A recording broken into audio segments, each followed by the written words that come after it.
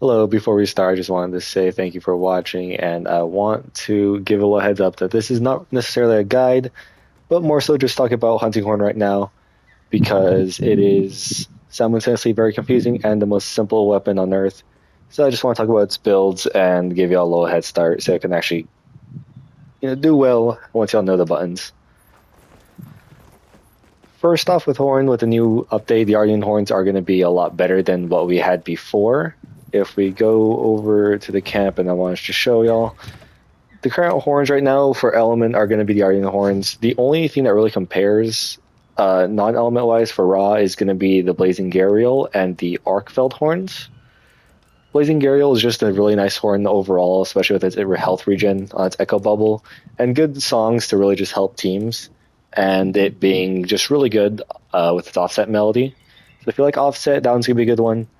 Lockheed Thunderpale, again, another good one. Same reasons as the Blazing Gharial. If for most content, you'll probably want more resounding melody than offset melody. So I would recommend going into the Goghorns.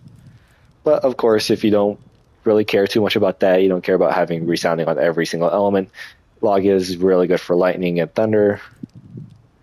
The Arkfeld horns are good in their own way just by the pure fact they have attack up large, and it's really going to be up to you as to which one you want. Do keep in mind that with the G resounding Galahad, you'll never really reach white sharpness. And with their sounding Galahad, you will have less raw overall. And I would say a worse Echo Bubble just because I can never tell with the defense, but again, this will be up to your playstyle and what you like. Now, before I wanted to get into the actual build, I will show you what I'm running right now and why it's not the best. So, as I learned today, the Echo Bubbles, or not the Echo Bubbles, the Echo Waves, specifically, let's look at this one, Echo Wave Fire, it actually doesn't scale off of the Hunting Horn's element, which is very surprising if you don't know anything about Horn, because this new Echo Waves are just now added in Wilds.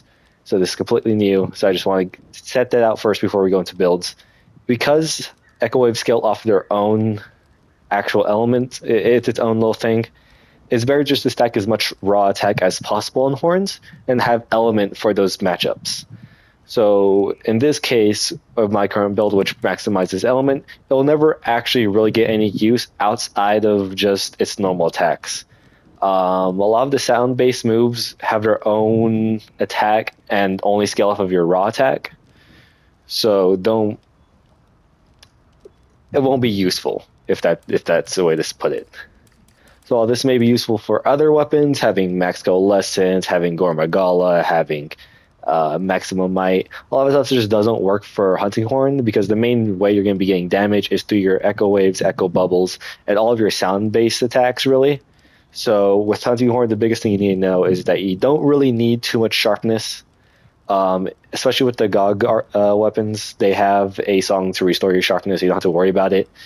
And you don't need crit because none of your sound-based moves actually have the ability to crit.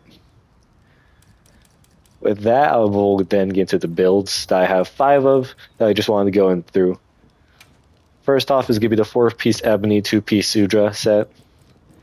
This one right here is going to be considered one of the more comfier sets that still works well because there is a whole Hunting Horn Discord that has its own PDF file, own doc file over just literally everything you could ever want about it. If I find it, I will put it in the description. If I can, I will do my best to explain it here. But with this build, we are looking at the Arden Horns, and specifically what you want is going to be the Ebony of the Garon for the first bonus, and then Lord Soul for the second. If you don't have Lord Soul, that's all right. We can work from here to figure out what you can replace and what you can't. And this is really where we'll go for most of the Horn builds. Some of them will have Lord Soul, some of them won't, but usually you want to run Lord Soul because of the extra attack that does improve your raw attack. For this actual Horn, you're going to want mostly 4 attack, 1 sharpness if you can. Of course, that's always not going to happen. So just running as much attack as you can with at least 1 sharpness is going to be good. With this horn specifically that I have right here for the Fire Horn, where I went all out on its element, this is going to be a weird one where I personally like it, though I would not consider it to be very good in terms of meta-wise, just because, again, element doesn't scale very well with Horn once you get to actually doing your DPS. With the normal attacks, though, it's going to be great, and hitting elemental skill checks like with the Gog fight is absolute ease with this Horn. For the rest of the build, I will go into it a bit more. And that for the Ebony sets, you definitely want to transcend them. Of course, just the extra decoration slots. I mean, these will become 3/2s, and this one's a 3/1 transcended. Just having that extra level 3 slots is very nice. Having the extra level 2 slots is nice. You already have 3 level 1 slots to actually work with, so you don't need much else. For this build, it will require the new Agitator charm, where you will have to have slain Arc Temper Jindahad and get 3 of its tickets plus some GOG materials. Able to craft a level 3 Agitator, very nice. And overall, you can get Agitator 5, Burst 5, Counter Strike 3, Maximum Might 3. I personally put Speed Eating on most of my builds, and thankfully with this build specifically, you do get level 3 Speed Eating from the legs, and it's just my comfort skill. Of course, you can then replace it with whatever you like if you want to change out the legs for anything else. And overall, you get level 4 Burst Boost, which again can stack a more raw damage. I believe it's plus 18. Then you have new Udra, which gives you even more damage on top of the Resentment, which just at Resentment level 2, you're already getting, I believe it is 10 attack. Yep, 10 attack, plus a little extra from the Udra set bonus. In a perfect Horn, you would have Ebony of the Garland with Lord Soul, and that would in turn activate the Lord Soul bonus. But in this case, I don't have it on my Water Horn, and that's just something I'm going to work towards. But overall, depending on what kind of horn you're working towards and what kind of special mode you're using. If you're using Resounding, you're going to want Ebony of the Garland with Lord Soul. If you're going to be using Offset, you're going to want Doshaguma with Lord Soul.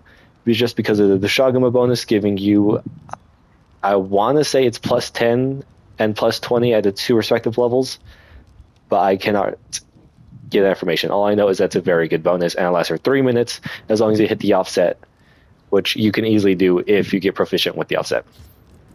Next build I want to go into is going to be the 2-piece Scorer, 2-piece GOG with Lord Soul. This one really plays off of my own horn, the Fire Horn, which I rolled Gorm Regalo with Lord Soul on. And in this build specifically, it maximizes Agitator, keeps maximum might, and I know I said crit doesn't matter for this weapon, and it really doesn't, but maximum might's there just in case if you have negative affinity, it'll keep it positive as long as you keep up your stamina, which is very easy with Hunting Horn.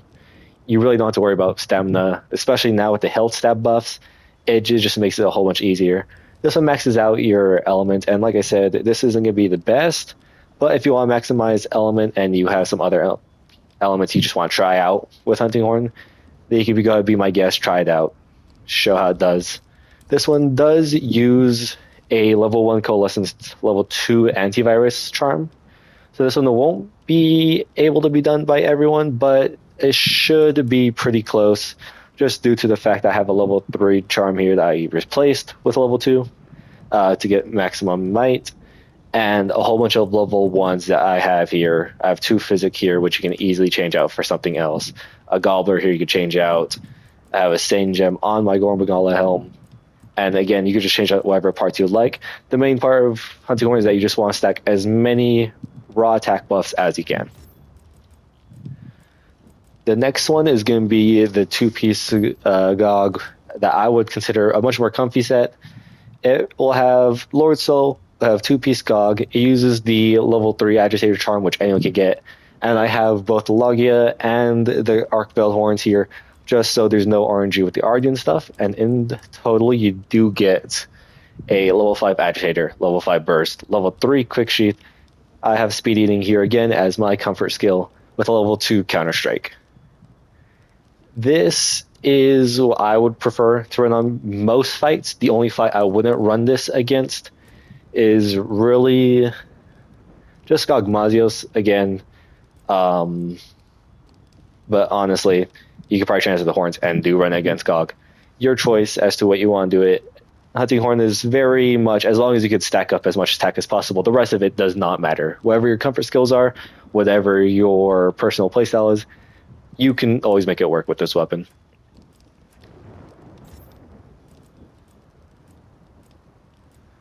The next part is going to be for support, and it heavily relies on this charm where you have level 4 wide range, level 1 attack. Of course, you can also run anything else as long as it has a high amount of level of wide range. You should be good, but this one does use every decoration slot to get out as much as you can. So the first part is just going to be the fact that you get level 5 burst, level 5 agitator, level 5 wide range, level 3 counter strike, level 3 quick sheath, and level 3 speed eating. The wide range, quick sheath, and speed eating are for the support part of the build. The burst, agitator, counter strike is purely to stack up as much raw as possible. And again, I don't have any Ardenn Horn in this one here, just to make sure that you can easily reproduce this with the only RNG component being the charm. Which, after you play a while, you could probably get a good amount of wide range talisman. For example, I have a level 7 one here, I have a level 5 here, multiple level 5s, all with level 4 wide range. It is possible to get a level 5 wide range with a rarity 8 talisman. I haven't gotten it, but it is possible. And it's just really nice because, of course, Horn is always out of support, and if you just really want to go that support playstyle, then you could throw in whatever Horn you want here, plus whatever peeling you can. One support Horn that I would definitely keep an eye out on is the War Conga.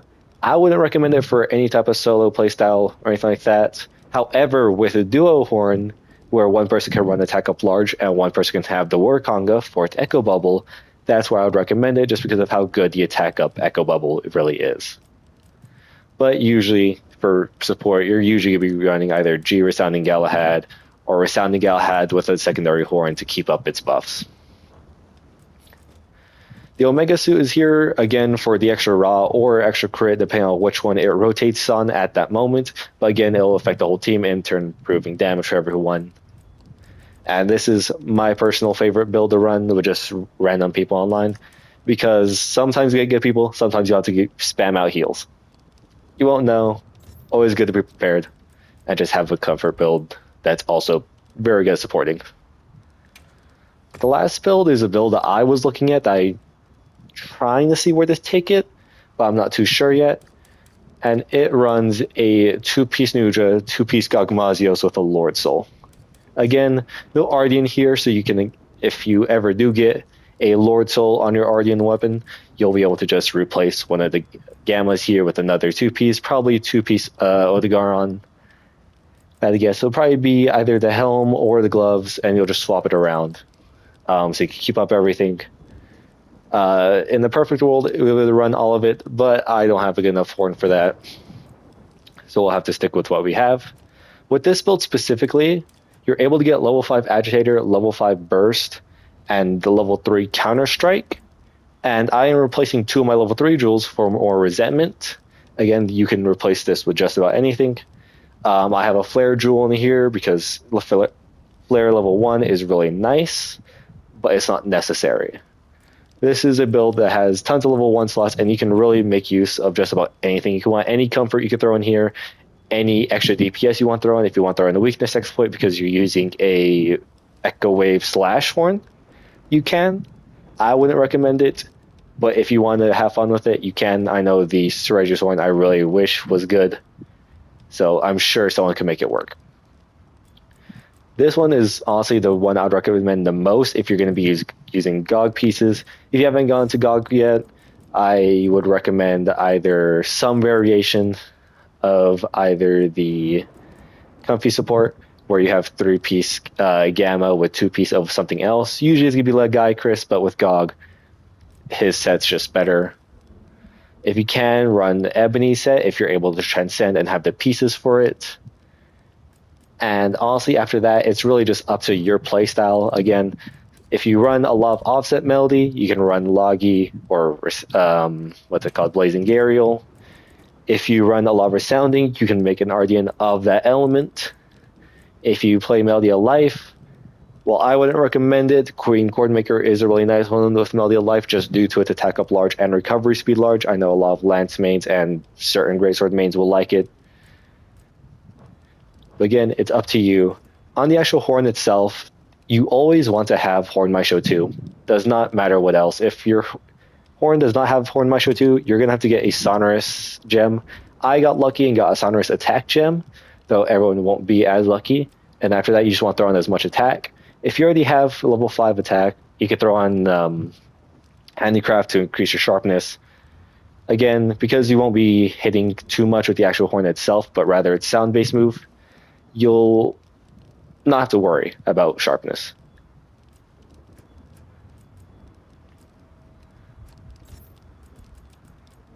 Lastly, for the Ardenn horns themselves, because you can run three level 3s, I would recommend always having a Sonorous, in my case Sonorous attack, a level 3 attack gem, and then that certain element plus whatever you can run. I have Handicraft, though on the other one I do have Critical Element, just in case if I do crit, well, there it is. In my opinion, Handicraft is going to be a lot better than Critical Element, just again, because Sound Waves don't crit, and your main source of element is going to be those Echo Waves. But on every other part of the kit besides those Echo Waves, your element will transfer at least decently well. And with Horn specifically, with some attacks or specifically Resounding, you can hit really fast and in turn always keep up Burst whenever you can.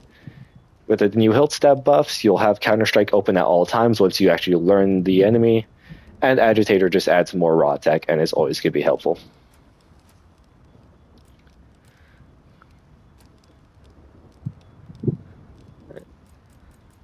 That is it. If you have any questions, do leave a comment because I can't cover everything in one video. And honestly, this was more of just a freestyle brainstorm on what you can do to get a better Hunting Horn build. Main takeaway is really just stack up as much raw attack as possible and have an Elemental Horn for each matchup. Though the common ones you'll usually have are going to be Fire, Dragon, and Water covers pretty well, but again, if you can run anything else, run it. The craftable horns are still going to be good even into this Gogma Ardenn meta that we're seeing in Wilds. And again, it's just up to your playstyle. If you use Offset, use the craftable ones. If you use Resounding, use the Gogma Ardenn ones. And if you have bad luck, I'd always just fall back upon the Logia Thunderpeel just because how good it is. All right. And I thank you.